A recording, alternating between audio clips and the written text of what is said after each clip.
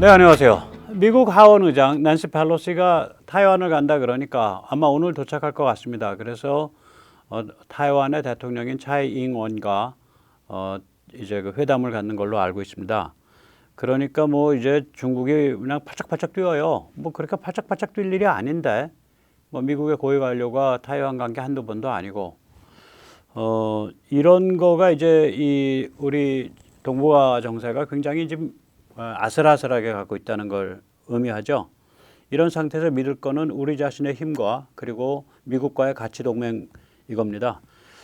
자, 오늘은 무슨 말씀을 드리고 싶으냐면 문재인 정부 때 문재인의 그 국방 정책, 뭐 국방 정책이라고 불러야 될 건지 국방 해체 정책이라고 불러야 될 건지 저는 좀 헷갈리는데 문재인의 국방 정책 내지 국방 해체 정책과 윤석열 정부의 국방 정책이 완전히 다릅니다. 180도 다른데 이것을 보통 이제 유튜브 쪽을 하는 군사평론가들은 좀 스스로 이제 정치 중립이라는 그런 걸 표방을 해요. 그러니까 진보도 보수도 아니다. 그래서 이게 이제 주로 군사력 자체만 이렇게 뭐 무슨 무기 나왔다, 얼마나 한국이 좋아졌다, 강해졌다 이것만 이렇게 좀 집중하는 경향이 있어서 아쉽습니다. 그래서 그걸 좀 전반적으로 정리해서 말씀을 드리면서 제가 너무 넘겨짚는지 몰라도 윤석열 정부, 윤 총령이 어떤 관점을 가지고 있는 것으로 보인다. 그 얘기를 정리해드리고 싶습니다.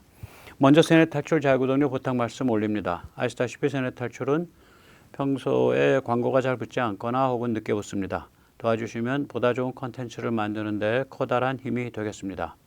네, 이제 중국을 우리가 볼 때 항상 조심해야 될 게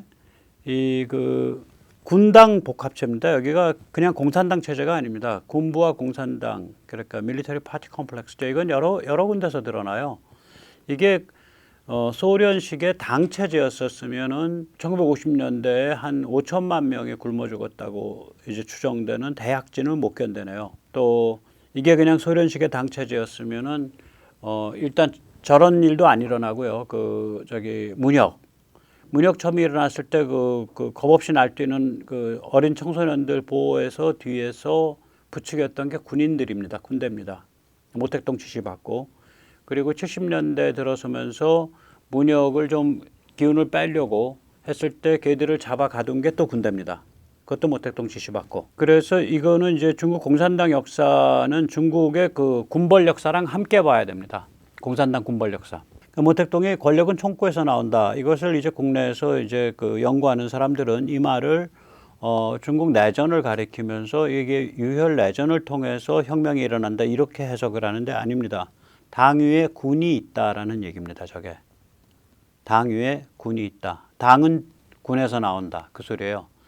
그것이 이제 조직에서는 뭐가 다르냐면요.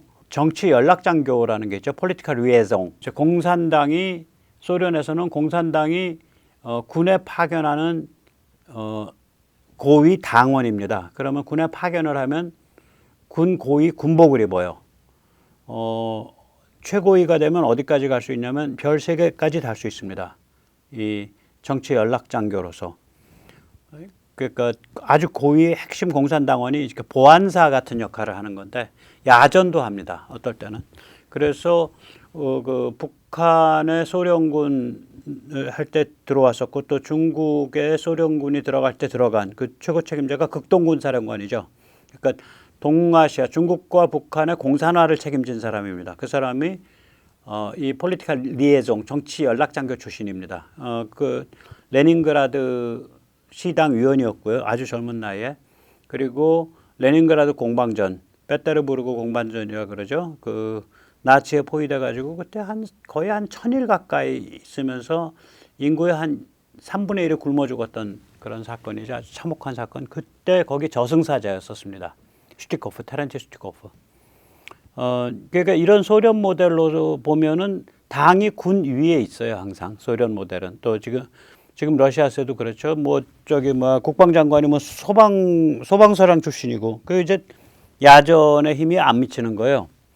그런데 중국은 안 그렇습니다. 중국은 군이 당 위에 있습니다. 그래서 중국에서 제일 큰 기업 집단이 어디냐? 군부입니다. 하나가 아니라 뭐 예를 들면 이제 그 만주와 산동을 다스리는 북부정부가 소유하고 있는 기업들이 있습니다. 또 중앙정부가 소유하고 있는 기업이 있고요. 남부정부, 서부정부 이런 데들이 소유하고 있는 기업들이 있습니다. 그래서 그냥 이게 이제 제일 많이 소유하고 있어요. 그 특히 이제 중공업, 광산, 전력, 기간산업, 중공업 쪽은 이쪽이 다 소유하고 있어요. 이게 이제 중국이 왜 망가지냐를 볼 때도 이것을 우리가 염두에 둬야 됩니다. 원래 공산 체제는 이제 그 경제 분야가 셋으로 나뉘죠.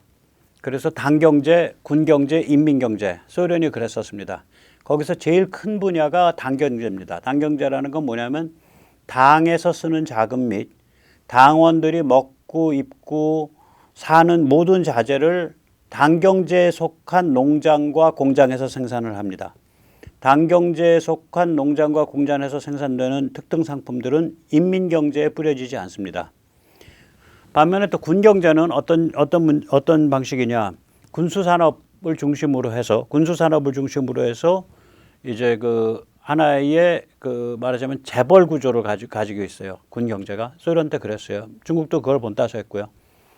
중국이 그러나 중국은 원래부터 군경제가 엄청 강했고요. 중국이 개혁 개방을 하면서 군경제가 여기에 발맞춰서 계속 발전한 거예요. 그러니까 미국에서 중국의 그 통신사 화웨이를 두고 저거 인민해방군 소속 기업이다라고 말할 때는 그 오너십이 군에 있다는 얘기입니다. 그게. 그래서 중국은 이 군당 복합체로 봐야 되는데 밀리터리 파티 컴플렉스로 봐야 되는데 얘들이 점점 더 험악해지고 있는 거예요. 거의 발악적이 돼 가고 있는 겁니다.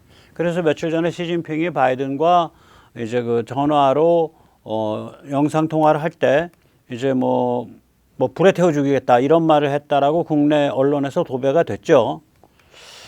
한국 언론에서는 불 가지고 도발하면 불 태워 죽이겠다 혹은 불타 죽는다 이런 식으로 보도가 됐습니다. 근데 이게 사실 오역입니다. 오역이에요. 이거 아마 국내에서 이거 오역이라고 지적하는 사람이 저밖에 없는 것 같은데요. 영어권 언론을 제가 뒤져봤어요. 시진핑이 아무리 막 나간다 그래도 미국 대통령한테 그런 소리 못한다. 아니나 다를까 BBC가 제일 정확하게 보도하고 있는데 BBC에서 뭐라고 말하냐면은 시진핑이 이렇게 말했다 그럽니다. 시진핑 warned Biden, 그러니까 바이든에게 경고했다 that whoever plays with fire will get burnt. 그러니까 불 가지고 노는 사람은 누구든지 불에 데인다. 우리가 burn이라는 게 태운다는 뜻도 있지만 사람이 저렇게 주어가 되면은 불에 데인다는 소리가 돼요. 그래서 우리가 sunburn이라 그러잖아요. 이렇게 해수욕장 같은 데 가서 살 빨갛게 익어가지고 껍질을 벗겨주는 거. 그러면 그걸 번역할 때 그러면 태양에 의해서 태워졌다라고 말할 거냐고요. 태양에 의해서 데였다. 화상 입었다. 화상 입었다 할 때 burn을 써요. 그래서 이거는 불에 댄다. 불에 데인다 이 소리예요. 폭스뉴스는 이걸 조금 의역을 해서 뭐라고 보도를 했냐면 불을 가지고 도발하면 불로 망한다. 페리시라고 의역해서 보도하고 있더라고요. 즉 다시 말하면 내가 너를 불에 태워 죽이겠다 이런 말은 한 적이 없어요. 오역이죠. 국내 언론의 오역인데 저는 그렇게 이렇게 태워 주겠다는 소리 아니죠. 예. 불 가지고 놀면 불에 데인다. 혹은 불 가지고 놀면 불로 망한다. 이 정도 뜻입니다. 근데 이 오역이 이렇게 퍼지는 거는 저보다 영어 실력이 다들 기자들이 없어서 그럴까요? 그런 거보다도 이게 민심이라 그런 거죠. 사람들이 경계를 하는 거죠. 이거는 그래서 전 착한 오역이라고 봅니다. 대한민국 역사에서 정말 악랄하고 무식한 오역이 있었습니다. 이게 뭐냐면 1980년도 이제 하반기에 그 광주 직후에 뭐라고 언론이 보도하고 사람들이 떠들었냐면 위컴 주한미군 사령관이 한국인을 들쥐라고 불렀다. rat라고 불렀다요. 들쥐라고 불렀다. 제가 하도 이상해서 나중에 이제 인터넷이 되긴 다음에 2000년대에 한번 찾아봤어요. 찾아봤더니 위컴 주한미군 사령관이 한국인을 부른 거는 들쥐가 아니라 북극다람쥐 레밍입니다. 레밍. 이 오른쪽에 있는 귀엽게 생긴 애요. 예. 이 레밍이죠. 이 rat는 이 조그만 그 노란 박스에 들어있는 우리 보통 생쥐라고 부르는 쥐를 뜻할 때도 있지만 실제로 상당히 많은 경우에는 이게 이제 그 유럽이나 미국 가보시면 이제 가끔 마주칠 때 있어요. 이렇게 그 농장이나 들판에 가면 뭐 크면은 저 정도 큽니다. 저렇게 흉측하게 큽니다. 토끼보다 훨씬 큽니다. 크면은 보통 토끼만 해요. 들쥐는 흉측하고 시궁창 같은 데 살아서 항상 축축하게 젖어 있고 예, 들쥐 그렇습니다. 하수구 같은 데 살아서 그게 rat예요. 그래서 이게 왜 그럼 위컴은 우리 한국인을 레밍이라고 1980년대 후반에 불렀을까? 레밍에 관한 그 결과적으로는 부정확한 소리인데 사람들의 인지상에서 레밍이란 동물이 그 영화가 있었어요. 1950년대. 그 영화에 보면 이제 그 만화 영화였을 거예요. 레밍이 이제 그 대장이 앞장서니까 뭐 그때 바다를 조그만 걸 걷는다든가 강을 걷는다든가 하니까 다 뒤따라가서 전부 뛰어내려서 같이 죽어요. 그러니까 지금 한국인들이 때때로 죽음을 향해 떼지어가는 그런 존재다. 그런 기질이 있다. 특히 집단 분노에서 눈이 확 뒤집혀 버리면 굉장히 파괴적으로 작동하는 수가 있다. 이 얘기예요, 저 얘기가. Koreans are like lemmings. 그랬을 때 그 어감이 그 미국인들은 그 레밍 그 당시에 그러니까 40년 전에 미국인들은 레밍이라는 아주 히트를 쳤던 레밍을 소재로 한 영화를 기억하기 때문에 그때 그 사람들이 말하는 레밍은 뜻이 뭐냐면은 때때로 죽음을 향해서 우르르 그냥 열받아가지고 그냥 가는 그런 존재들 아주 자기 파괴적인 그 방식으로 그 어떤 그 집단의 에너지가 그런 방향으로 쏠릴 수 있는 존재다. 그래서 조심해야 된다. 이런 소리인데 문맥 자체는 그거를 위컴이 한국인을 들쥐라 불렀다 이렇게도 했어요. 그리고 그건 지금까지도 안 고쳐졌습니다. 참 희대무식하고 악랄한 오역이죠. 자, 그건 그렇고 다시 이제 중국 얘기로 돌아가죠. 저는 시진핑이 바이든을 불태워 죽이겠다는 건 뭐 오역인데 명백한 오역입니다. 불 가지고 놀면 불에 데인다. 혹은 불 가지고 놀면 불로 망한다. 그 정도의 뜻인데 이걸 불태워 죽이겠다는 어감이 다르죠. 시진핑이 아무리 막 나간다 그래도 감히 그런 소리 못합니다. 이 사람들이 이런 오역을 그냥 이심전심으로 그 오역 아니겠어라고 마음 한구석에 생각하더라도 그냥 그걸 말을 전하는 이유는 뭘까요? 중국 침몰을 예감하고 있기 때문이라고 생각을 합니다. 지금 중국의 체제는 이제 국수주의 제조업 군당 복합체, Chauvinist Manufacturing Military Party Complex, CMMPC라고 저는 생각을 하는데요. 저게 한계에 봉착해 있죠.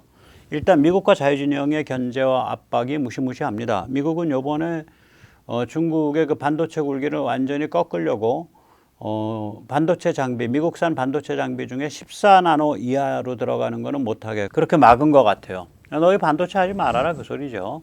그럼 지금까지 들어가 있는 장비는 어떻게 되냐? 뭐 부품 고장나기 전까지는 쓰겠죠. 하지만 그런 종류의 민감한 장비라는 게 항상 부품을 갈아 끼우고 항상 AS를 받아야 되는데 그런 게 일체가 끊기니까 지금 투자되어 있는 것도 다 고철로 변한다는 소리입니다. 자, 그리고 이제 그런 상태에서 이게 이제 군당 복합체가 자기들이 몰리니까 내부 결속을 위해서 도발을 계속하죠. 이제 약이 바짝 올라 있어서 사실 자기 체제를 강화하고 유지하는 것에 적극 도움이 되기는커녕 국제적 고립을 더 자초하는 일인데요.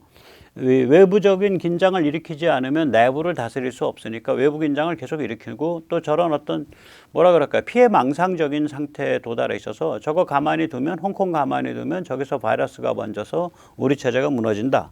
대만을 가만히 두면 저기서 바이러스가 번져서 우리 중국 특색 사회주의가 무너진다. 뭐 이런 식의 피해망상적인 생각을 점점 더 심하게 하죠. 저런 체제는. 그래서 이제 도발을 합니다. 지정학적 도발을 심하게 하죠. 그러니까 이건 적이다. 얘들은 그냥 무찔러 버려야 된다. 이런 것들이 이제 영국에서도 그렇고 이제 전반적인 특히 돈 다루는 쪽에서도 그렇게 된 거예요. 돈 다루는 사람들 입장에서는 중국을 저렇게 적으로 돌리는 게 별로 달갑지 않죠. 중국에 물린 것도 많고 또 중국이랑 뭐 쎄쎄쎄 작업하면 돈 벌 기회도 꽤 있을 것 같은데 그런데 거기서도 다 고개 끄덕끄덕 하면서 전부 함께 가고 있는 분위기입니다. 사실은 이게 이제 역사의 아이러니인데요. 이거를 제일 먼저 물꼬를 튼 건 트럼프입니다. 그런데 트럼프는 온갖 그 이제 그 구실과 온갖 그 함정을 파서 트럼프는 제거를 해버리고 제가 걱정했던 건 트럼프 제거파가 다시 친중으로 돌을까봐 걱정을 했었는데 트럼프가 물꼬를 터놓은 그 미중 대립 구도를 계속 이어가고 있는 거예요. 그래서 참 역사의 아이러니다. 제가 트럼프를 지지했던 가장 큰 이유 중에 하나는 미중 대립 구도를 만들어낸 거. 저 중국이랑 저렇게 계속해서 미국이 미중 밀월, 중국 사랑에 빠져서 가면 한국은 설 자리가 없어요. 여기는 실존적인 차원에서 전체주의랑 대립하는 그러한 데에 조건 지어져 있는 나라인데 법률적으로는 전쟁 중인 나라인데 그 전쟁의 원흉인 저희가 중공군 개입 이후로는 적이 중공군이었거든요. 그래서 2년 반을 중공군이랑 싸웠는데 거기랑 다 이렇게 쎄쎄쎄하고 그냥 좋게 넘어가. 그리고 그 중국의 그 도발 대행업자인 북한과도 친북을 해야 돼. 그러면 저희 존재 자체가 코미디가 되죠. 저희 존재 전체가 코미디가 되는 겁니다. 그래서 트럼프 때 이게 미중 대립으로 나가서 전 트럼프를 열렬히 지지를 했었는데 그러면서 이제 트럼프를 거꾸로 때리는 걸 보고서 야 이제 미중 다시 중국 사랑으로 다시 되돌아가려나 보다 그렇게 생각을 했는데 천만에 되돌아가기는커녕 미중 전쟁 그건 점점 더 진행하고 있습니다. 자 그런 다음에 이제 이 경제적으로 보면 이게 이제 경제는 이런 그 계획 경제 성향 혹은 정부 주도 경제 성향에서는 항상 그 정부의 투입 대비 경제 성장 이 문제거든요. 경제 성장, 소득 성장. 국가가 주도를 해서 뭔가 투자를 일으키면 혹은 돈을 풀면 그것에 대비해서 소득과 경제가 성장한다. 이 로직이 있어야 돼요. 이 로직이 빠개지면 정부 주도 경제나 국가 주도 경제는 깔아앉습니다. 이게 이제 그 소련이 깔아앉은 것도 똑같은 이유거든요. 소련이 1970년대, 60년대 말이 되면 무슨 현상이 일어나냐면요.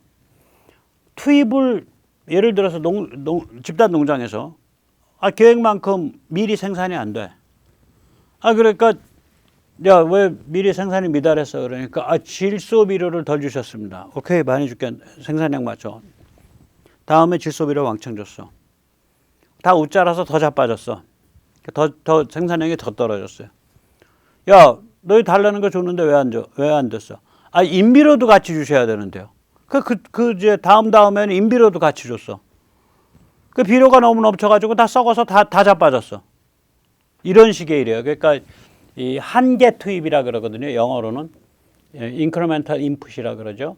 그 한계 투입을 예를 들어서 그걸 뭐 화폐로 따져서 1,000만 불어치를 했으면 1,000만 달러어치가 더 들어갔으니까 아웃풋은 3,000만 달러어치, 5,000만 달러어치가 더 나와야 될 거 아니에요. 근데 1,000만 달러어치를 집어넣어 줬는데 아웃풋이 더 나오기는커녕 마이너스 200만 달러로 약간 더 줄어들어 버리거나 혹은 1,000만 달러를 집어넣었는데 아웃풋은 500만 달러, 증분이 500만 달러어치밖에 안 나오는 거예요. 그럼 집어넣어도 의미가 없다는 얘기잖아. 지금 중국이 저렇거든요. 돈을 찍어서 풀어도 소득과 경제가 안 살아나요. 만약에 그랬으면 돈을 찍어서 풀었죠. 그래서 국가 주도 투입이 소득 성장, 경제 성장을 일으키지 못하는 거예요. 그래서 저게 이제 문재인 정부의 소주성, 그 KDI 원장이 KDI 원장 하다가 지금 그만뒀나 버티고 있나 모르겠는데, 그 이제 저런 모델이거든요. 한국 정도로 경제가 고도화되어 있는 나라에서 국가가 돈을 찍어서 풀어가지고 소득을 성장시킬 수 있다. 이거는 거의 국가 반역에 해당하는 망상이죠. 저는 그 홍 박사라는 사람을 정신감정을 해서 망상성이 있으면은 풀어주고 망상성이 없으면 국가 반역을 조사를 해야 된다고 봅니다. 참고로 대한민국은 저걸 언제 졸업했냐? 박정희 대통령이 돌아가시던 해 78년도에 제2차 오일 쇼크 먹고 미중 밀월이 시작되면서 대한민국의 존폐 위기에 처해서 계속해서 이제 70년대 내내 고생하면서 이제 간신히 이제 중화학공업화의 첫 발을 디뎌놨는데 2차 오일 쇼크로 이제 더 충격받아가지고 나라가 비칠비칠하니까 이거 어떻게 해야 돼? 하면서 헤맬 때 두 가지 입장이 나옵니다. 하나는 이제 그 당시에 이제 남도구 씨가 이제 주장한 게 이제 저게 이제 국가 주도의 투입을 더 해서 성장으로 가야 된다. 이거는 정면으로 더 돈 풀어서 더 성장해서 정면 타결해야 된다. 그게 성장론이라고 불렀고요. 그러니까 국가 주도를 더 강화해야 된다는 거죠. 다른 하나는 신현확, 강경식, 김재익, 이제 EPB 사단이에요. 그러니까 경제기획원 쪽. 거기서는 뭐냐면은 정부 주도를 이제 그만하고 균형 예산, 그러니까 정부에서 돈 찍지 말고 세수만큼만 세출하는 걸 그 당시엔 제로 베이스라고 불렀어요. 세수만큼 세출하면 제로가 되잖아요. 양쪽 차이가. 그런 균형 예산을 하면서 민간 주도로 이행해 가야 된다. 시장 주도로 이행해 가야 된다. 이걸 그 당시 이름으로 안정화 정책이라고 불렀습니다. 그래서 거기에 대한 연구가 78년도 연말 끝날 때부터 시작이 돼서 그때 경제기획원 팀들이 광화문에 있는 코리아나 호텔에 방을 잡고 계획을 잡기 시작을 해서 박 대통령께서 이제 돌아가시던 해 봄에 79년도 초에 그래 안정화 정책이 맞아. 그래서 안정화 정책으로 방향을 정했고요. 그게 꽃을 피우기 전에 돌아가신 거예요. 그리고 그것을 물려받아서 그 정책을 고스란히 아주 엄격한 안정화 정책, 엄격한 제로 베이스 정책을 해서 불과 하기 시작한 지 한 4, 5년 만에 대한민국을 선진국으로 가는 반열에 딱 올려놓은 사람이 그게 전두환입니다. 그렇게 되는 거예요. 전두환 대통령이 그거 잘한 거예요. 진짜 잘한 거죠. 그러니까 자기가 그 보스로 모시는 박 대통령의 마지막 유지가 뭐다라는 걸 정확하게 이해를 하고 온갖 욕을 먹어가면서도 그걸 그대로 끌고 간 거예요. 전두환 대통령이 잘못한 건 두 가지입니다. 하나는 졸정제, 졸업정원제에서 그냥 막 늘려놓은 거. 그 다음에 두 번째는 뭐냐면 경찰대입니다. 그래서 저 국가 반란 일으키는 이상한 경찰 특권층 만들었잖아요. 당신들 다 저 총 내려놔. 권총 들고 어떻게 반란해? 반란하려면은 뭐 대포나 들고 나와야지. 자, 그래서 이제 그러면 우리의 1979년 80년이 옮기면은 중국으로 옮기면 어느 때 소득 수준이 그러냐? 90년대 초중반 때입니다. 그러니까 중국의 90년대 초중반 때에 지금으로부터 중국으로 치자면 지금으로부터 35년 전에 우리는 시장 주도로 공정 경쟁으로 돌았어요. 그런데 중국은 그걸 계속 관치 경제, 정부 주도, 군당 주도로 계속 끌고 온 거예요. 30몇 년을 더. 그때 돌았어야 돼. 20몇 년이죠. 20한 5년. 그때 돌았어야 돼요. 1990년대 중반에. 그 타이밍 놓치면은 너무 부패가 심해져 가지고 너무 이해관계가 깊게 얽혀서 그걸 바꾸오라이를 못해요. 되돌리질 못해요. 저는 그렇게 생각을 합니다. 그래서 지금 중국의 이 국가주도, 정확히 표현하면 군당주도 이 경제가 한계가 왔죠. 그래서 온갖 군대에 거품이 끼고 부패가 폭발을 하는 거죠. 그게 이제 요번에 부동산 대란으로 터져 나왔고 금융 대란 터져 나왔고 그거 어떻게 손 써볼 수가 없는 상태예요. 한덕수 총리 말대로 중국 경제 지금 꼬라박히고 있습니다. 침몰 중입니다. 중국이 침몰 중이에요. 이렇게 되니까 이제 군당이 중심이 된 특히 군부 경제가 이게 나는 안 다쳐야겠어 이거 아닙니까?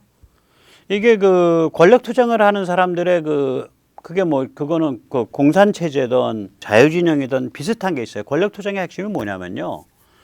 제가 그래서 그런 쪽에 잘 안 들어가는 건데 제로섬 게임이에요. 권력 투쟁은. 뭐냐면 내가 권력 잡으면 너는 못 잡아. 내가 표 얻으면 너는 그만큼 표 못 얻어. 그러니까 이게 제로섬 게임이에요. 그러니까 윈윈 게임이 아니에요. 윈 루즈 게임이에요. 권력 투쟁은 항상. 그러니까 이게 군이나 이런 지금 이 리드를 하고 있는 군이 저게 기업 집단이에요. 중국은. 얘들 입장에서 뭐냐면 침몰해 가는데 내가 다른 경제 영역에 있는 애보다 우위에 쓰면 되는 거예요. 침몰 자체를 막는 거는 그 다음번 일이에요. 이런 변화가 올 때는 그럼 얘들이 저거 죽여야 되는데라고 본 게 어디냐면은 특히 그 샹하이방 중심으로 해서 나온 하이텍 회사들, 알리바바 같은 거. 그래서 손본 거예요. 어차피 침몰해 가는데 우리의 우위, 상대적 우위, 중국이란 판 안에서의 우리의 절대적 우위는 계속 가져가야 돼. 저거 때려. 이렇게 침몰해 갈 때 제 혼자서 뭐 해외에서 해서 세계기업으로 탈바꿈해서 성장했다가 큰일 나는 거야. 쟤 죽여. 이거라니까요. 식인이 있는 거예요. 거기다가 국가 재정은 지들이 주물럭거릴 수 있잖아. 침몰해 갈 때 중국 군대를 강력하게 키워야 됩니다. 대양 해군을 키워야 됩니다. 항모 막 찍으세요. 아, 지금 항모 찍을 때냐고요. 돈을. 피 같은 돈을. 다 군함 찍고 군함을 어마무시하게 찍고 있어요. 지금. 그냥 깡통 군함이에요. 우리 군함 한번 제대로 만드는 거 보세요. 설계해가지고 거기에 전부 뭐 레이더 최고급 레이더 디자인해서 집어넣고 뭐 그 저기 뭐야 수중 소나 요번에 그 정조대왕함 앞에 있는 종합 수중 소나 그 앞에 그거 아마 헐 소나라 그러나 그 앞에 머리 헐이라고 부를 거예요. 거기에 이렇게 혹같이 튀어나왔어요. 이만큼 이 방보다 크게 엄청난 고급 소나 미군이 사용하는 미 해군이 사용하는 세계 최고의 소나에 육박한다 그러더라고요. 성능이 국내에서 개발했는데 그러니까 그런 거기에다가 뭐 저기 뭐야 그 수직 발사관 안 놓고 제대로 가는 탄도미사일 제대로 가는 뭐 극초음속 미사일 다 채워놓고 이래야 되는데 그런 거 없이 그냥 막 찍어내는 거예요. 그냥 철덩어리로. 왜 그러냐? 조선소도 자기 거 군대도 자기 거니까 남들 망할 때 국가 돈 써서 우리 살림 챙기자는 거예요. 중국 분석하는 사람들이 이런 거를 잘 못하시더라고. 이게 아마 좀 너무 인생들을 이 학자라 인생을 얌전하게 사셔서 그래. 저는 험하게 살아가지고 저렇게 망해갈 때 그 내부에 그 서로 경쟁적인 집단이 있단 말이에요. 그 중에서 특히 한 놈이 군 중심으로 한 그 군벌들이 하나의 강고한 세력을 형성하고 있단 말이죠. 그럼 얘들은 어떤 생각을 하냐면 나라를 망하지 않게 한다라는 거는 두 번째 문제예요. 첫 번째 문제는 뭐냐면 이 기울어가는 배에서 내가 쟤보다 위에 있어야 돼요. 그게 첫 번째 문제. 첫 번째 자기들 관심사예요. 그래서 식인이 일어나는 거예요. 내부 숙청하고 그거 잡아먹고. 자, 그런데다가 이제 시진핑 황제는 또 즉위를 하셔야죠. 그러니까 어떻게든 뭐 나라가 절단이 나든 개판이 나든 역시 중국 특색 사회주의는 이렇게 위대합니다. 이런 걸 바깥에 보여줄 수 있어야 될 거 아니에요. 그러니까 더 웃기는 짓 하죠. 그래서 펠로시가 온다 그러니까 시진핑의 그 저기 대변인이라고 할 수 있는 전 황구시보 그 저기 어디야 그 무슨 편집국장 하던 자가 SNS에다가 저기 뭐 펠로시가 탄 비행기를 격추시켜 버려야 된다라는. 그래서 펠로시가 저것도 안 해요. 언제 간다는 스케줄도 발표 안 하고 오늘 중에 타이페이 도착해서 그 대통령이랑 회담한다. 그것까지만 나와 있어요. 화요일에. 그래서 수요일 날 회담한다. 이렇게 그것까지만 나와 있어요. 그래서 이제 중국이 이렇게 침몰을 하고 있는 거죠. 자, 이런 판이에요. 이런 판에 이제 한국의 대통령 윤석열. 이 사람의 과업은 뭐겠냐 이거예요.